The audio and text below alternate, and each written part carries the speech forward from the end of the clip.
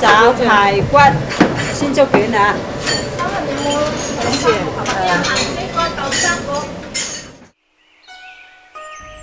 飲茶係一種源自中國廣州嘅粵式飲食，後來傳播至到廣東以至世界各地，成為廣東文化嘅一大特色。廣州人飲茶嘅習俗由來已久，喺滿清時期嘅飲茶場所分別有茶寮、茶館、茶居以及茶樓4種。滿清時期嘅茶樓係一種比較奢侈嘅飲宴，主要係服務消費能力比較高嘅滿清官僚。而平民百姓普遍會喺比較簡陋嘅茶寮或者茶館消費，而喺辛亥革命之後，滿清政府被推翻，比較昂貴嘅舊式茶樓因為失去咗滿清官僚嘅消費而沒落，而比較便宜嘅茶館同埋茶居喺民國初期迅速發展成為咗今時今日嘅粵式茶樓，成為咗廣州文化重要嘅一部分。而喺悉尼呢個國際城市，飲茶亦都成為咗當地一種好受歡迎嘅飲食文化。無論係澳洲人抑或係華人，飲茶對於悉尼嘅所有人並唔陌生。最主要就係將頭先講嘅，就係將呢啲我哋中國人嗰啲飲茶嘅呢個獨特嘅廣東文化帶入嚟澳洲，俾外國人知道係有呢方面嘅一個常識咁樣咋嚇。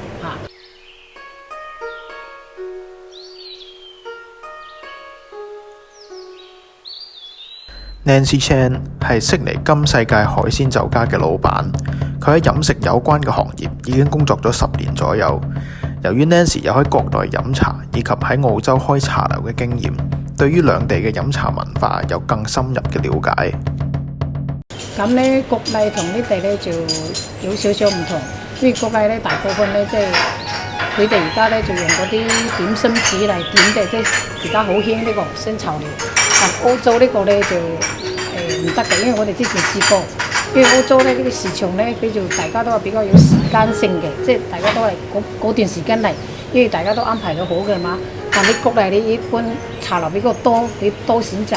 但澳洲咧茶樓咧即係一個貨就係1-2個，所以全部就一時間一齊嚟，所以我哋就要揀翻睇，即係全部一嚟一齊，所以就嗰個用紙點嘅咧就唔適合呢度。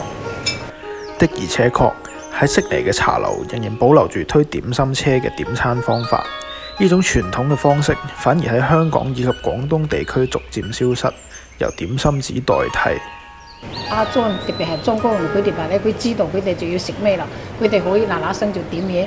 但咧外國人咧，所以點解要推車咧？就係咁樣，因為你車要推出嚟，佢要睇到咩，佢識要點咩食，佢哋自己唔知道要食咩，所以我哋一定要推車咁樣跑啊攞人佢先會睇到呢樣嘢先話我要食一樣，我要食一樣，係咁。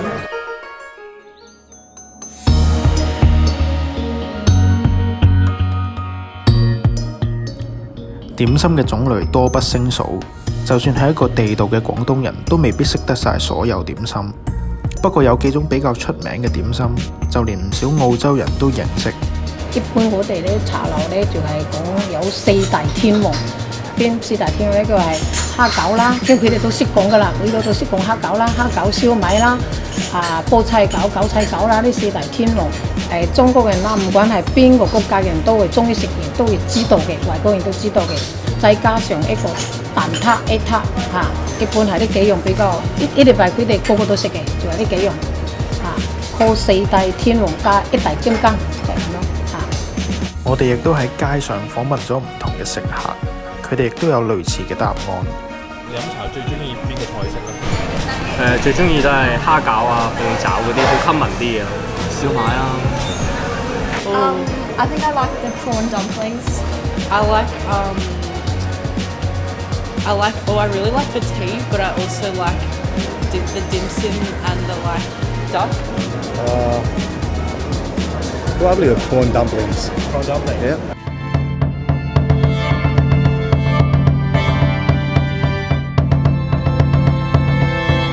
除咗各式各樣嘅點心之外，飲茶期間亦都有唔同獨特嘅習俗作為餐桌上嘅禮儀。首先，茶客會喺點餐之前先用水或者茶沖洗碗筷，確保餐具嘅清潔。不過有茶客就認為洗碗筷只係令到飲茶嘅時候心理上面覺得乾淨，並唔代表唔洗碗筷就唔乾淨。另外，當人哋幫自己斟茶嘅時候，要用食指同埋中指敲打台面幾下，以作感謝。呢個習俗係源自清朝嘅時候，乾隆皇帝同佢嘅侍從微服出巡去飲茶，為免俾其他平民發現，乾隆王幫佢嘅隨從斟茶，而隨從為咗謝恩，就用手指敲打台面，代表叩頭同埋謝禮。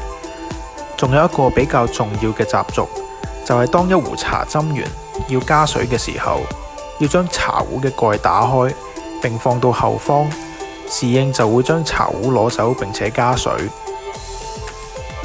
呢啲習俗大部分廣東人都會喺飲茶嘅時候遵守，亦係飲茶文化入邊不可或缺嘅元素。